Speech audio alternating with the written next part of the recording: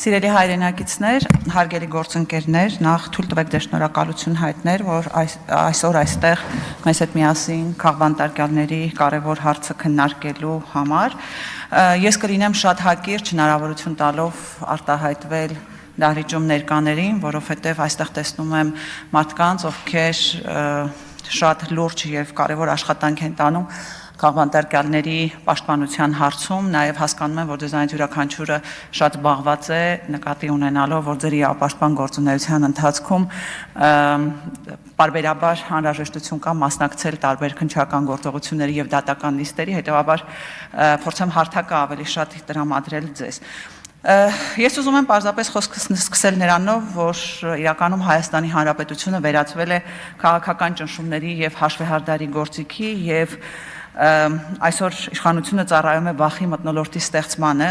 եւ իրենց իշխանությունը ամեն գնով պահելու համար իրավական պետության հիմքերի կործանմանը։ Չեն գործում իրավունքի պաշտպանության մեխանիզմները, իսկ քաղաքական եւ քաղաքացիական իրավունքներ եւ երաշխիքներ հռչակող օրենքները դարձել են զուտ հռչակագրային փաստաթղթեր։ Ժողովրդավարության հետընթացի պայմաններում իհարկե ահագնացել են քաղաքական ճնշումները եւ այս պարագայում մեր տվյալներով 60-ից ավել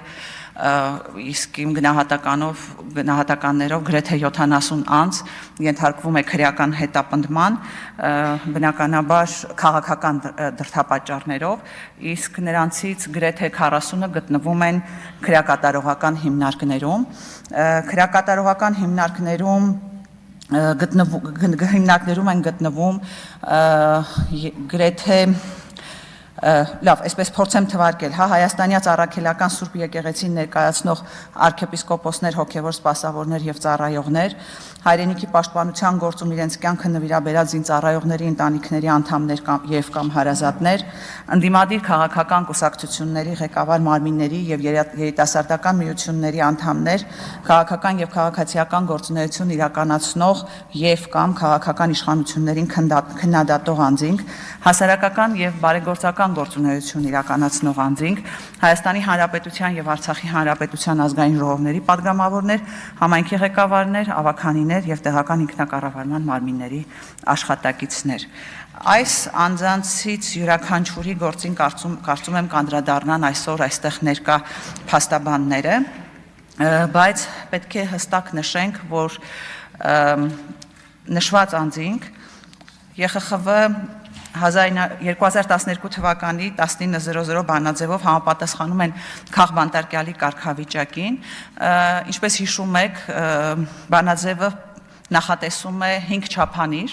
եւ չափանիշներից յուրաքանչյուրին համապատասխանելու պարագայում, այսինքն պարտադիր չէ, որ 5 չափանիշներին միաժամանակ, այլ դրանցից միայն մեկին համապատասխանելու պարագայում էլ անձը կարող է համարվել քաղաքական բանտարկյալ։ Քաղբանտարկյալի կարգավիճակը փաստվում է եւ կալանավորումն իրականացվել է Մարդու իրավունքների Եվրոպական կոնվենցիայի եւ նրա արձանագրությունների մեջ արտացոլված հիմնարար երաշխիքների, մասնավորապես մտքի, խղճի եւ կրոնի ազատության, արտահայտվելու եւ տեղեկատվության ազատության, հավաքների եւ միավորումների ազատության երաշխիքներից որևէ մեկի խախտմամբ, կալանավորումը կատարվել է բացառապես քաղաքական պատճառով, առանց որևէ հանցանքի հետ կապելու, քաղաքական շարժառիթներով կալանավորման ժամկետը կամ պայմանները ակնհայտորեն անհամաչափ են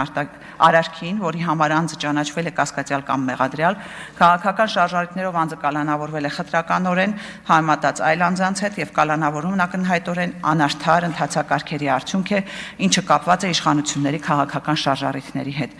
Այս ամենին գումարենք Մարդու իրավունքների եւ հիմնարար ազատությունների պաշտպանության մասին կոնվենցիայի 18-րդ հոդվածը եւ դրանից բխող Մարդու իրավունքների Եվրոպական դատարանի նախադեպային որոշումների կիրառելիությունն ու վերաբերելիությունը։ Հարկ է նկատի ունենալ նաեւ, որ ԵԽԽՎ իրավական հարցերի եւ Մարդու իրավունքների կոմիտեի թիվ 13-011 զեկույցը, որի վրա հետագայում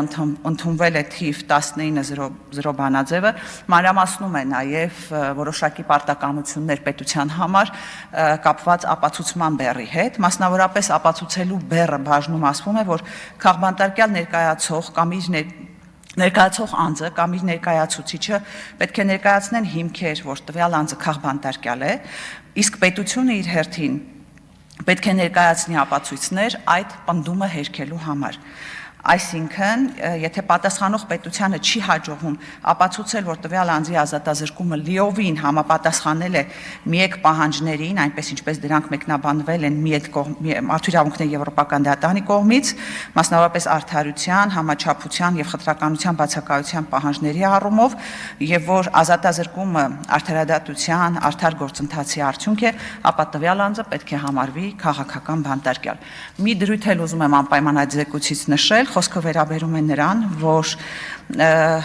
քաղաքական բանտարկյալ ճանաչված անձը պարտադիր չէ, որ լինի անմեղ, գործի քաղաքական բաղադրիչը կարող է դրսևորվել օրինակ օրենքի ընտրովի կիրառման մեջ կամ չափազանց խիստ պատժի կիրառման մեջ համեմատած նույնատիպ հանցագործություն կատարած, բայց քաղաքական նախապատմություն չունեցող անձանց հետ կամ վերջապես անարդար դատավարության մեջ, որը այնուամենայնիվ կարող է հանգեցնել մեղավոր անձի դատապարտմանը։ Ես իհարկե սիրով կանդրադառնայի գործերից յուրաքանչյուրին, որովհետև իմ նշած չափանիշները իմ կողմից մատնանշած 40 բանտարկյալների պարագայում կիրառելի են, բայց ուզում եմ քաղբանտարկյալներից անդրադառնալ միայն Լիդիա Սահակյանին, մնացած քաղբանտարկյալների Մանթաշյանին, ներողություն, Լիդիա Մանթաշյանին, մնացած քաղբանտարկյալների հետ կապված խնդրի բարձրացումը թողնելով այսօրվա մասնակիցներին, Լիդիա Մանթաշյանը այս պահին միակ կին քաղաքական բանտարկյալն է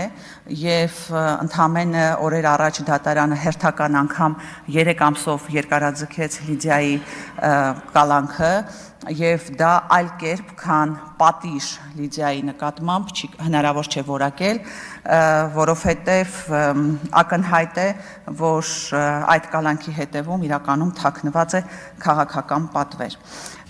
Սիրելի գործընկերներ, քաղաքական ռեպրեսիաների այս մեխանիզմը հնարավոր է դարձել գործի դնել դատական իրավական համակարգի հետևողականորեն միջամտելու ճանապարհով, որը արտացոլվել է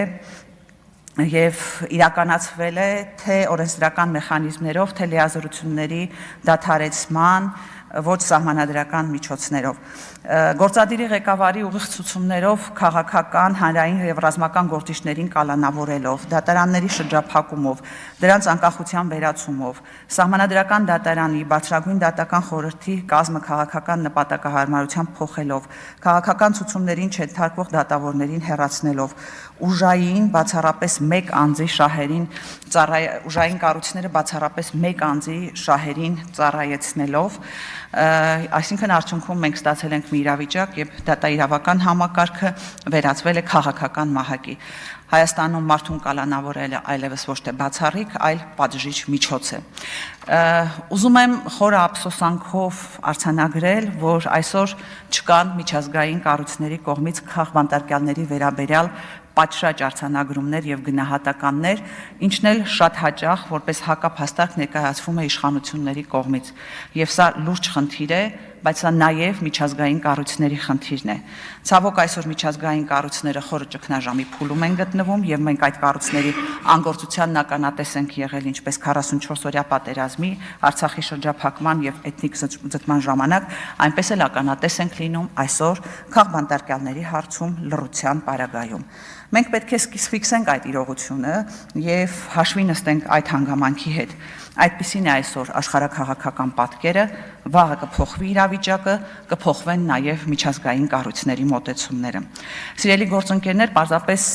ուզում եմ շեշտել, որ այսօր շրջանառության մեջ է դրված հայտարարություն եւ մենք ակնկալում ենք նաև, որ կլինեն հայտարարություններ, առաջարկություններ այս հայտարարությունը լրացնելու համար։ Պարզապես ուզում եմ հիշատակել հայտարարության վերջին հատվածը, որտեղ ազգային ժողովը արձանագրում է, որ քաղաքական հետապնդումներ իրականացնելու նպատակով դատական եւ իրավապահ համակարգերի օգտագործումը հակասում է Հայաստանի Հանրապետության ստանձնած միջազգային, այդ թվում որպես Եվրոպայի խորհրդի անդամ պետության պարտավորություններին, փաստում է, որ տեղի ունեցողն անմիջականորեն հրահրվում, ուղղորդվում եւ համակարգվում է երկրի բարձրագույն իշխանության ներկայացուցիչների կողմից, ինչը խարխլում է երկրի սահմանադրականության հիմքերը, քայքայում է հանրային վստահությունը, խեղում է արդարադատության համակարգը եւ կազմաքանդում է իրավական պետության հիմքերը, որոնք ինքնին մարդու եւ պետական իշխանության դեմ ուղղված հանցագործություններ են։